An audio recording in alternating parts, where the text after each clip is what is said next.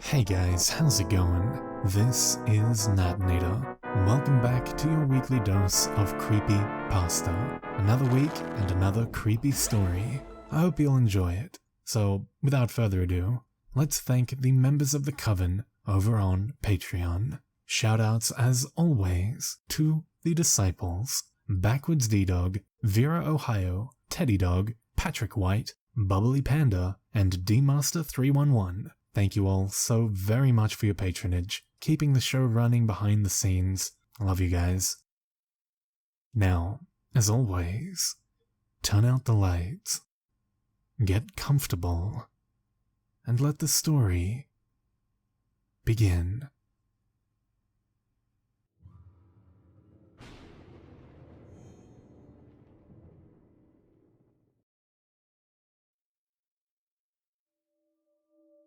It was almost 3 o'clock in the morning when something woke Leah up. She stayed in bed for a few groggy minutes, warm beneath the familiar blankets. For the last 3 days, an enormous rainstorm had been falling on the island of Kauai, bringing an unusual chill along with it. The rain smacked against the window panes relentlessly. Leah had grown used to its noise, so it was something else that had disturbed her, and she knew she'd never get back to sleep until she figured out exactly what it was. With a reluctant sigh, she sat up in bed and looked around. The light. Her bedroom was filled with strange shadows and a stark light she hadn't recognized right away. The new security light Aiden, her brother-in-law, had put in for her just before the storm. Nobody had come by, and Leah had done a thorough job of making sure she had enough supplies to last out the bad weather. She'd never seen it switch on at night before. It was probably the wind, pushing something into the garden that had triggered it. The system was supposed to shut itself off after 3 minutes. She wondered how long she'd been awake, and watched the clock tick 1 minute after another. 4, then 5. The light stayed on. Aiden wasn't known for his amazing skills at electrical installation. Under normal circumstances, Leah would have insisted on hiring a professional, but she didn't really see the point of having the security to begin with. She'd only agreed to it to make her sister happy. There weren't many dangers in the rural parts of the island, unless you were afraid of having to listen to hippies talk about carving gourds. Leah's nearest neighbors were a 15-minute drive away, and that's how she liked it. She didn't even have a paved driveway. Who, she wondered, would bother to go all the way out to her place to commit a crime? It was smarter to head to the coast and wreck up the big town. She cursed and grumbled as she got out of bed, shivering in her shorts and long-sleeved tee. It was even colder than she thought it would be. The floor was like ice beneath her bare feet. She stepped quickly and lightly to the window, hugging herself for warmth, and tried to crane her head to see where the security light was mounted. The rain was making a mess of her view, coming down in thick streaks that made the outside world look like it was twisting around in a crystal decanter. A shape moved at the corner of her eye. Her heart pounded for a second or two, then calmed as she looked into her driveway. Standing a little ways to the side of her car was a figure. It looked like a girl with bright red hair, pinned up in the style of a surf bunny from the days of Frankie and Annette. She was wearing a long, floral print dress and standing right in the middle of the pouring rain. She was too far away, and the weather was too bad for Leah to make out her features. As she watched, the girl in the driveway looked right up at the bedroom window and waved. A slow, robotic hello. The tiny hairs on Leah's arms stood up, and she ducked away from the window. She took a few deep breaths. Fine. The girl was there because her car had broken down, or she had some other kind of trouble. And she knew that somebody was home because Leah's car was right there beside her. Or maybe she assumed that someone had manually turned the outside light on. But how could she have known exactly where Leah was? The room was dark. The security light was too bright and distracting. And there were other windows on the second floor. How had she known exactly which one Leah was standing at? Calming herself, telling herself there was probably an innocent explanation for it all, Leah glanced out the window again. The girl was still there, waiting. She looked young and delicate, like a teenager. There were all kinds of warnings and emergency procedures being declared because of the storm, and 2 of the nearby roads were flooded. Leah knew she'd never forgive herself if that girl was in need of help, and she left her stranded. Shaking the doubts from her mind, Leah decided to make her way downstairs. She tried not to think of the girl's eerie wave. She tried to rationalize the strangeness of the shadows. Both the car and the small palm tree had cast long, deep shadows from the stark white light on top of the lanai. The girl didn't have any shadow at all, but that could have been something to do with the angle or a trick of the rain. The weather had blurred so many details.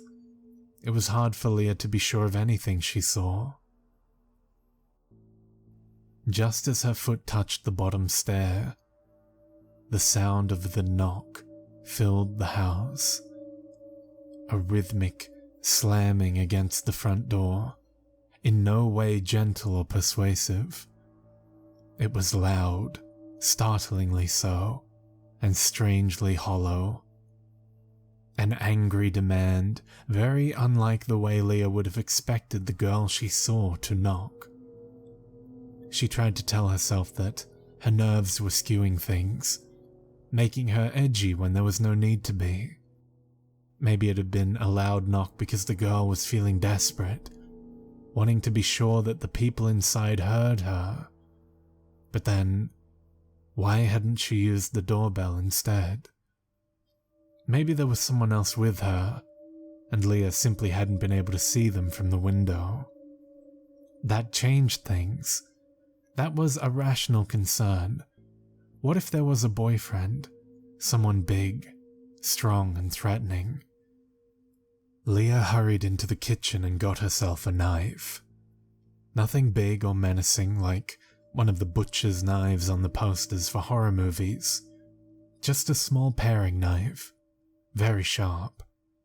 The kind of thing that was guaranteed to hurt a man if you wanted him hurt, or stop him if he needed stopping. For the first time since moving out of the city, she regretted the seclusion she'd chosen. She'd take all the airplane flyovers, traffic noise, and petty crime in the world to feel less vulnerable. The knock sounded again, with such urgency that Leah could feel the vibrations of it inside her bones. She made herself think of flooded roads, stranded people, medical emergencies. With the knife at her side, she went to her front door and stood with her hand resting on the knob. Part of her was screaming to forget it, to go back upstairs and lock herself in her room until morning. But she couldn't. In a quick, defiant motion, she swung the front door open and looked out into the pouring rain. No one was there. "Hello?" Leah called, stepping carefully onto the lanai. Is somebody out there? Do you need help? She made her way forward very carefully, adjusting her grip on the knife handle. The rain was fierce and deafening, cold splashes of it coiling around her naked ankles like ocean spray. Everything smelled drowned and muddy. There was no sign of anyone, not even a set of footprints in the softened earth of the driveway. Leah stepped to the very edge of the outside steps and took one last look around. I'm going back inside, she called, her voice quivering more than she would have liked. As she turned, the front door slammed shut and shook the floor of the lanai. The security light snapped off so quickly, it was as if the bulb had suddenly burnt out. Leah sprang toward the closed door and twisted frantically at the knob, but it wouldn't turn. Impossible. The only way to lock the door was from the outside. She hadn't even put a deadbolt in. Finally, the door relented and swung open as though there hadn't been any resistance at all. Leah dashed inside and slammed it shut behind her. The house felt empty and full at the same time. The greyness of the rainy night settled on the familiar rooms in front of her like a layer of dust. She knew that the house had to be searched. Somebody could have been hiding close to the wall and ducked in when she was looking at the driveway. It took her a few moments, standing in the empty front room with the soft drum beat of the rain mingling with the pounding of her heart, before she felt bold enough to do it. When she found no one, she began to relax. She ended the search in the kitchen and decided to pour herself a glass of water and check her phone. Just to be safe, she'd send a message to her sister. Nothing to worry her, just something to let her know about the girl in the driveway. She put the paring knife down on the counter and picked up her phone. No bars and no Wi-Fi. The storm had been upsetting service on and off for the last few days. Leah tried not to think of it as isolation. It was just a nuisance. Her imagination was playing tricks on her. When morning came, she would laugh at herself and spend another cozy day curled up and watching whatever was saved on the DVR. A razor-thin breeze whistled by her ear when she went to get a glass from the cupboard. There was a sound like nothing she'd ever heard before. A sharp, reverberating thud.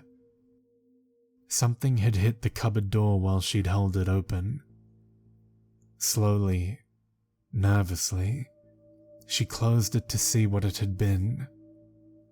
The paring knife was sticking out of the door, as though it had been thrown. Leah turned. The kitchen was bright, well lit, and empty. She grabbed the phone off of the counter and hurried upstairs to the bedroom. She'd throw on some flip-flops and proper clothes, grab her keys, and get the hell out. The goat ranch up the road was owned by two very friendly retirees. She was certain they would help her. There was no guarantee that the roads would be clear, probably covered in water and debris, maybe even a fallen tree. Some parts too muddy to drive on, but she had to try. Her feet almost slipped on the hardwood stairs as she hurried to change. Nothing dramatic, just enough to feel like she wasn't driving through a rainstorm in her underwear. She grabbed a pair of jeans off the closet floor and pulled them on, her back to the window. As she did, the room filled with the pale white light that had woken her up less than an hour before. The security light, coming to life once more. She didn't want to turn around and look out the window, but she made her body move to where she could look out and see. There was no red-headed girl, but the light stayed on. Calmly, Leah slipped on her flip-flops and headed into the hall. She breathed steadily, stepped carefully. The house was colder than it should have been at the top of the stairs. The smell of rain and boggy, wet earth was pungent and overwhelming. Leah swallowed hard, steadied herself. It would be a difficult drive to the neighbors. She wouldn't make it if she was in a panic. But when she got to the middle of the staircase, she couldn't control the sense of dread that overtook her. The front door was wide open. The security light caught the falling rain, casting patterned shadows on the floor. Leah braced herself and headed straight for the door. She would run right for the car and jump in, without any kind of hesitation. She made for the lanai, but something at the corner of her eye, in the dust-grey shadows of the living room, moved. Leah froze. She couldn't help herself. She turned to look. The red-headed girl was standing there, her head tilted to one side. This close, Leah could notice things she hadn't been able to see from the upstairs window, like the black dirt under the girl's fingernails, the disarray of the orderly hairstyle, the rips and stains on the long floral dress. "I'm sorry." The girl looked over her shoulder, as though she were expecting someone else to step out of the shadows behind her. The security light switched off.